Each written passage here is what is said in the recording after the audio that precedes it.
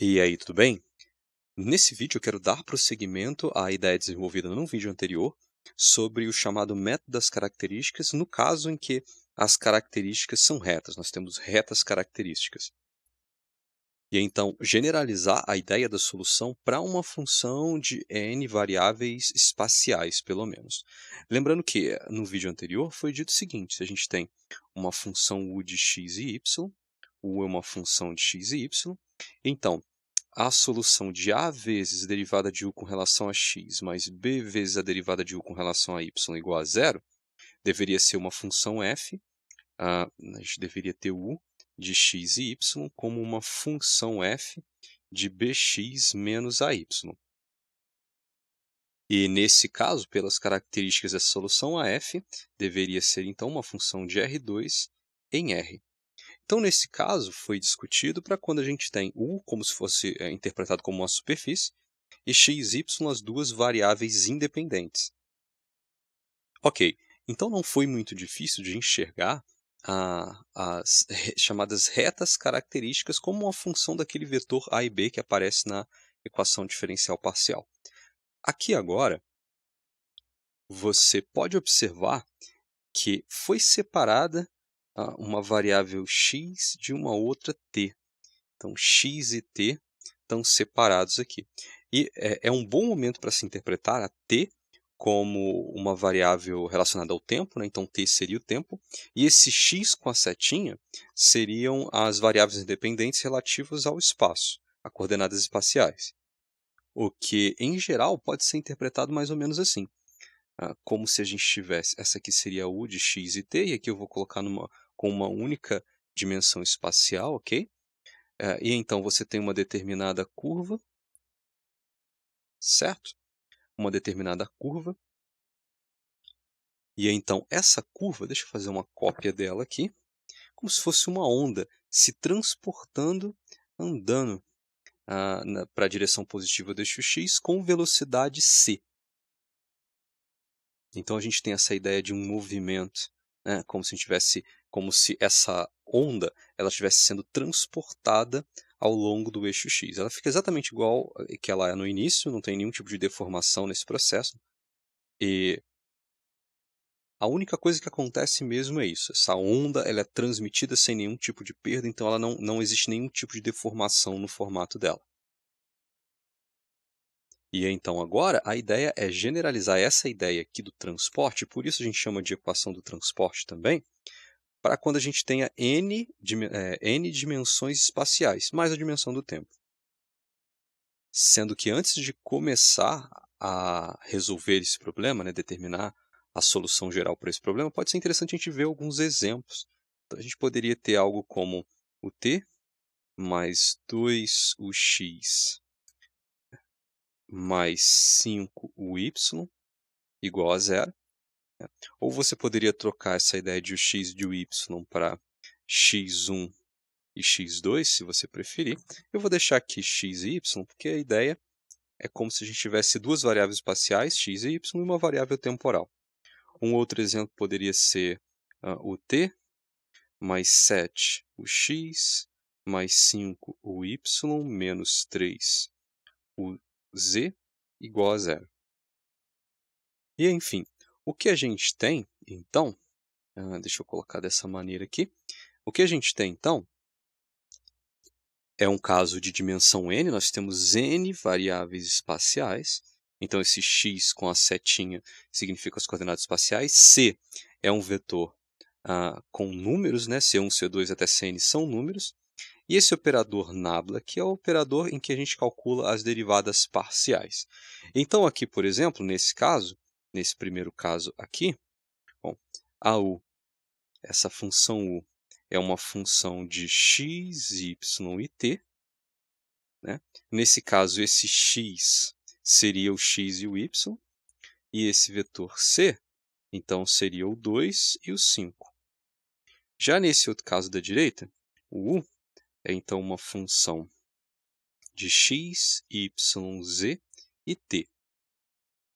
O x com a setinha seria x, y, z, as coordenadas que podem ser interpretadas, né, como coordenadas espaciais, dessa maneira. E o C, esse vetor C, então ele seria o 7, 5 e menos 3. Então eu creio que não seja muito difícil identificar esse vetor C quando você olha para EDP, que é essa aqui. Quando você olha para EDP, deve ficar claro quem é o vetor C. E então esses são os tipos de EDPs que são possíveis de serem resolvidos através do método que eu vou descrever agora para você. Bom, antes de começar a resolver propriamente também, é interessante enxergar algumas contas que vão ser feitas aqui para na hora de calcular derivadas isso não ficar muito confuso. Aqui eu quero fazer uma observação. Vamos supor que a gente tem uma função u de x e y como sendo uma coisa simples, x ao quadrado mais y ao quadrado, certo? E vamos supor que x possa ser uma função de t, possa ser descrito como uma função de t, e o y também possa ser descrita como uma função de t. Então veja bem, se você quiser calcular a derivada parcial de u com relação a t, aqui, bom, você vai ter que calcular então a d ρ u d x, d ρ u d x vezes a dx dt, mais a d ρ u d y vezes a dy dt. Bom, isso é basicamente a ideia da regra da cadeia. Eu creio que você se lembre disso. E que então, nesse nosso caso, né, para essa função aqui em cima, então a gente vai ter que a ut vai ser então 2 vezes x de t, né, porque a derivada de x ao quadrado é 2x, né, derivada com relação a x, né, então é 2x vezes a derivada dessa função, vezes x' de t, mais 2 vezes y de t, vezes a y' de t. Na verdade, eu poderia ter encaixado isso aqui, para ficar claro para você ver, né, dessa maneira. Então, a derivada de u com relação a x, bom, é 2x, correto? Então, 2x. Agora você tem que colocar a dx dt. Né? Como x é uma função de t, eu tive que colocar o x' aqui de t, porque eu não defini que função de t é essa. E a mesma ideia aqui para o y. A derivada de u com relação a y, né? Veja aqui, nesse caso é 2y. Então, falta multiplicar pela dy dt. Nesse caso, essa função u é simplesmente uma função de duas variáveis, de x e de y. Mas eu creio que não seja difícil de se enxergar o caso em que u é uma função de n variáveis. Eu vou colocar assim, que u é uma função de x. Esse x aqui definido aqui em cima. E ela vai ser x1 ao quadrado mais x2 ao quadrado até o xn ao quadrado, que também pode ser escrita como somatório de xi ao quadrado com i igual a 1 até n. E se a gente supor que x1 é uma função de t, x2, né, pode ser descrito como uma função de t também, x2 de t, ou seja, cada um desses xi até o xn vai ser uma xn de t. Então, quando você calcula a derivada de u com relação a t desse x, ou melhor, quando você calcula a derivada de u com relação a t, você vai ter que calcular então a ux, a derivada de u com relação a xu, vezes a x1' de t, mais a derivada de u com relação a x2, vezes a x2' de t, até você ter a derivada de u com relação a xn, vezes a xn' de t. Acho que dessa maneira aqui.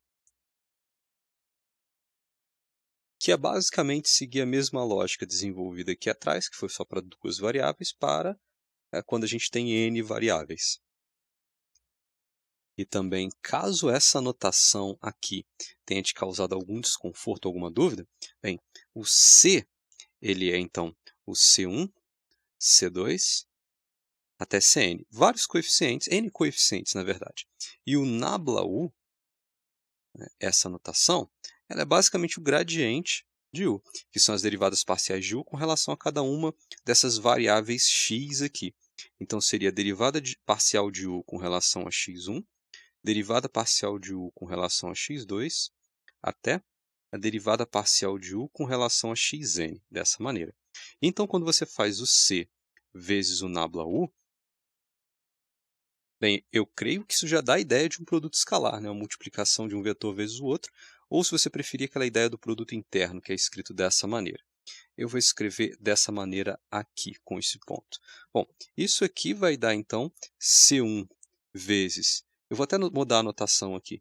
D-ROM U com relação a x1, né? Caso essa notação com o subscrito te cause alguma confusão, mais C2, derivada parcial de U com relação a x2, mais até o Cn, derivada parcial de U, com relação ao xn. Sendo que entender essas notações, então o que essa multiplicação significa, o que essa parte aqui da EDP significa, e relembrar sempre que a gente está trabalhando n-dimensional, o caso n-dimensional implica a gente ter sempre plena noção de se trabalhar com a regra da cadeia. Então, é basicamente isso. Feitas essas observações, eu acho que a gente já está em condição. Acho que eu vou apagar isso aqui, vou deixar essa observação aqui. Então, feitas essas observações, eu creio que a gente já esteja em condições de resolver essa EDP. Então, aqui uma observação. Aqui eu vou colocar essa segunda observação, que talvez eu deveria organizar um pouco melhor. Então, essa é a segunda observação. Não é exatamente uma observação, é só caso essa anotação tenha te escapado do seu entendimento, você relembrar o que ela significa. E então, basicamente, com essas ferramentas, a gente pode fazer uma lógica parecida com a desenvolvida no vídeo anterior. E então, eu vou escrever da seguinte maneira. Então, a solução geral da equação do transporte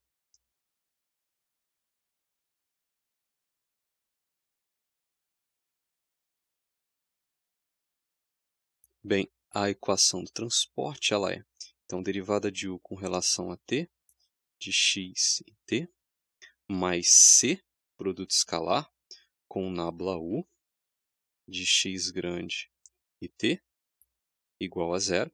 Então, a solução geral dessa EDP é u de x grande e t igual a uma função f de x grande menos t vezes o c. E então, aqui está sendo mostrado, sem lá muito desenvolvimento, que a equação do transporte ela tem uma solução muito parecida com o que a gente viu no vídeo anterior para duas dimensões. É basicamente x menos t vezes c. E c é o vetor com os coeficientes numéricos lá da EDP, né? Exceto o que multiplica a derivada de u com relação a t, porque esse precisa ser 1 para estar nessa forma padrão. Agora, para que haja certeza de que o que está sendo discutido aqui está sendo entendido, de que a gente esteja no mesmo barco, é importante ter certeza de que você está entendendo o que está acontecendo aqui dentro desses parênteses. Vale anotar, para que fique bem entendido, que x menos t vezes c, então ele é o vetor x1, x2, até o xn, menos t vezes o vetor C1, C2, até Cn, e vale lembrar que tanto esses C1, C2 até Cn são números, do x1 ao xn são as variáveis independentes. Isso então vai poder ser escrito como x1 menos C1t, x2 menos C2t, até xn menos cnt, dessa maneira. Ou seja, cada componente de x menos t vezes c, cada uma dessas componentes tem a variável independente x1, x2 até xn, e também tem a t e também tem uma das componentes do vetor c. Então, aqui a gente tem x1, c1 e t, em cada uma dessas componentes desse vetorzão, do vetor x grande menos t vezes c. Vamos então começar computando essa derivada aqui, a derivada de u com relação a t. Tendo em mente que a gente está propondo que a solução geral, a u, tem essa forma, é uma f de x menos tc. Então, a derivada parcial de u com relação a t, então de x e t, então, é a derivada com relação a t, derivada parcial com relação a t, de f de x menos t vezes c, dessa maneira, certo? E agora, como que eu vou calcular essa derivada parcial de f com relação a t? Regra da cadeia. A f, ela é uma função de Rn em R. E nesse caso, a f não está simplesmente recebendo x1, x2 até xn, que são as n variáveis no qual essa função f está definida. Na verdade, ao invés de x1, ela está recebendo x1 menos c1t. Ao invés de x2, está recebendo x2 menos c2t. E ao invés de simplesmente o xn, está recebendo xn menos cn vezes t. Então, é isso que essa f está recebendo. Então, quando a gente calcula essa derivada parcial aqui, a gente tem que lembrar da regra da cadeia, que diz o seguinte. Então, a derivada parcial de f com relação a t, eu vou ter que calcular então a derivada parcial de f com relação a x1, derivada parcial de f com relação a x1, vezes a x1' de t, a derivada de x1 com relação a t. Ó, o x1, a primeira componente x1, é na verdade x1 menos ct, né? Porque foi feita essa modificação aqui. Em vez de simplesmente repassar x para a função f, a gente está passando x menos t vezes c. Mas, aqui deixa eu juntar um pouco, porque vai ter bastante coisa para escrever, mais a derivada parcial de f com relação a x2 vezes a x2' de t. E a gente precisa repetir isso até a derivada parcial de f com relação a xn, dessa maneira, vezes a xn' de t. Assim. Agora a gente volta para isso aqui que eu escrevi. Veja bem, essa é a sua primeira componente. Então, a x1 de t, ela é x1 menos c1t. A x2 de t é a x2 menos menos o c2t. E assim a gente vai até a xn de t é igual a xn menos cn vezes t. Ok? Agora, quanto que é a x1' de t? É simplesmente menos c1. A x2' de t, menos c2. A xn' de t é simplesmente menos cn. Em outras palavras, a xi' de t é o negativo da ci. É simplesmente dessa maneira. Agora, retornando a essa derivada parcial de u com relação a t, essa definida aqui em cima, a gente vai poder escrevê-la da seguinte maneira. A ut de x grande e t, ela vai ser então, bom, a gente tem derivadas parciais com relação a cada uma das componentes, certo? Derivadas parciais com relação a cada uma das variáveis, vezes a derivada de cada uma variável com relação a t. Porque a gente tem essas variáveis, né, em função de t agora. E então, isso fica dρm f dρm x1, dρm f dρm x2 até dρm f dρm xn, podemos escrever da seguinte maneira: menos c1 menos c2 até menos Cn. Certo? Porque cada uma dessas derivadas, bom, quem é x1 linha de t? É o menos C1. Quem que é o x2 linha de t? É o menos C2. Quem é o xn linha de t? É o menos Cn. E, além disso, podemos escrever como um produto escalar, dessa maneira. Ou eu poderia também, já que esse C1, C2, C3 até Cn aparecem negativos, eu poderia fazer o seguinte, eu poderia colocar o negativo aqui e remover esses negativos do C1, C2 até Cn. Só que vale fazer a seguinte observação. A U, vamos lembrar, de x e t, é a f de x menos tc. Certo? Ok. Agora, aqui a gente tem o quê? A gente tem o gradiente, o nabla, vezes a função f. Só que a função f de x menos tc é a função u de x e t. Então, eu poderia, sem nenhum problema, fazer isso aqui.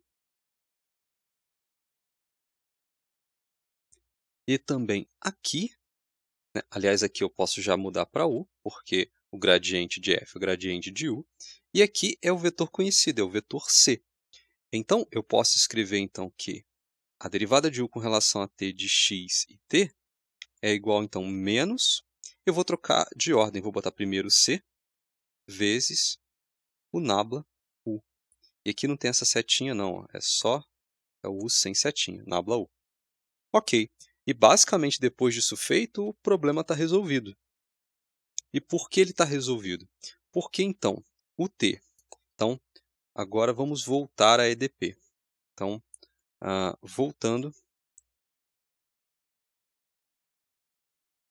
a EDP.